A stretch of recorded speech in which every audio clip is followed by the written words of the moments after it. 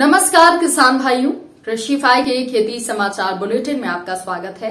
मैं हूं राशि आपके साथ। बड़ी खबरों की ओर रुख करने से पहले आइए एक नजर डालते हैं आज की हेडलाइंस पर। इस साल 24 लाख से अधिक किसान बेचेंगे धान।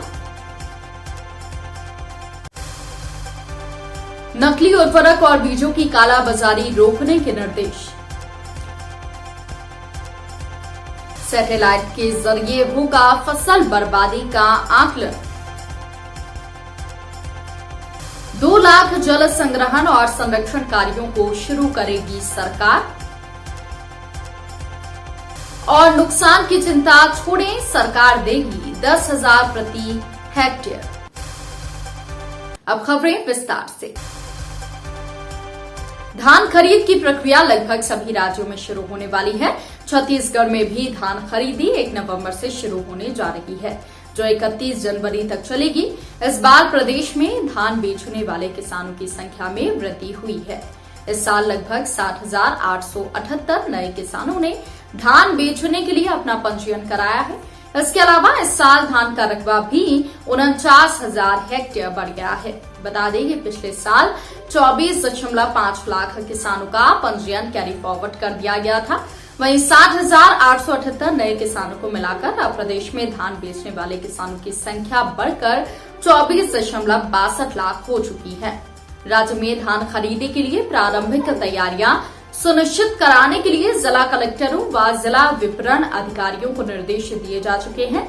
धान खरीदी की मॉनिटरिंग करने के लिए जिला स्तर पर नोडल अधिकारी भी नियुक्त किए जा चुके हैं।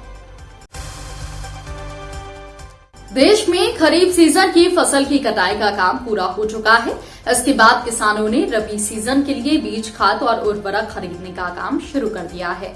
ऐसे में बाजारों में नकली उर्वरक और बीजों की कालाबाजारी की संभावना बढ़ गई है। इसे देखते हुए राजस्थान कृषि विभाग विशेष जांच अभियान चलाने जा रहा है, जिसमें पैकिंग के साथ खुले में बिकने वाले कीटनाशक, बीज, खाद और उर्वरकों की सख्ती से निगरानी की जाएगी। इसके साथ ही इनकी कालाबाजारी का संदेह होने पर किसान खुद भी टीम के साथ इन चीजों की गुणवत्ता जांच में योगदान दे सकते हैं। इन नमूनों को जांच के लिए जयपुर लैब में भेजा जाएगा। अगर प्रयोगशाला की जांच में नमूने अमानक पाए जाते हैं तो संबंधित कंपनी को ब्लैकलिस्ट करने की भी कार्यवाही की जाएगी।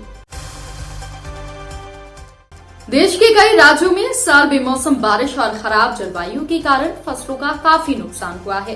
कई किसानों को इसके लिए मुआवजा तक नहीं मिल पाया है। इसे देखते हुए फसल नुकसान के सही और त्वरित आकलन के लिए महाराष्ट्र सरकार जल्द ही सैटेलाइट तस्वीरों से फसलों के नुकसान का आकलन करने की योजना बना रही है।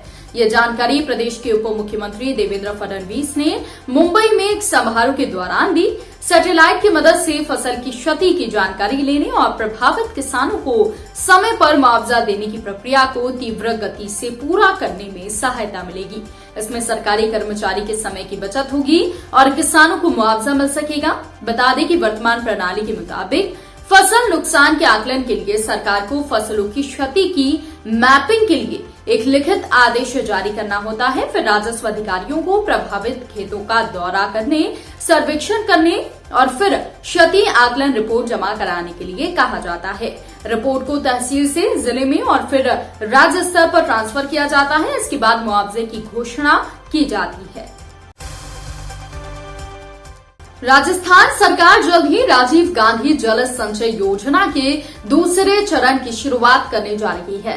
इसके तहत 352 पंचायत समितियों के 4500 गांवों में 2 लाख जल संग्रहण और संरक्षण कार्यों को दोबारा शुरू किया जाएगा। इसके लिए प्रदेश सरकार 2600 करोड़ रुपए खर्च करेगी। बता दें कि योजना के तहत जल संरक्षण और संग्रहण का काम किया जाता है। इसका सबसे ज्यादा फायदा कृषि क्षेत्र को मिलता है। साथ ही आम जनता से चर्चा कर प्राथमिकता से वित्तीय संसाधनों का कन्वर्जेंस कर पुराने पेयजल और जल स्रोतों को पुनर्जीवित करवाया जाएगा। ग्रामीण इलाकों में पीने के पानी की समस्या दूर करने, भू जल स्तर में सुधार, वर्षा जल संग्रहण और मिट्टी के संरक्षण के प्रति जागरूकता फैलाई जाएगी। बिहार सरकार बिहार राज्य फसल सहायता योजना चला रही है। इस योजना के तहत किसानों को प्राकृतिक आपदाओं और मौसम की मार से फसल नुकसान होने पर 7,500 से लेकर 10,000 रुपए तक का अनुदान दिया जाता है।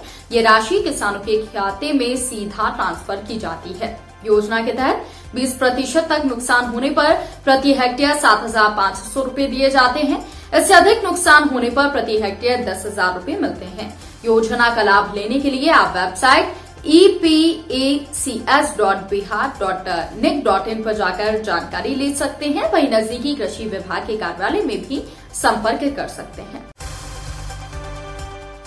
तो किसान भाइयों, हमारा ये बुलेटिन आपको कैसा लगा कमेंट करके हमें जरूर बताएं। साथ ही खेती बाड़ी और किसानों से जुड़ी लेटेस्ट खबरों के लिए आप जुड़े रहिए कृषि फाइव के साथ। धन्यवाद।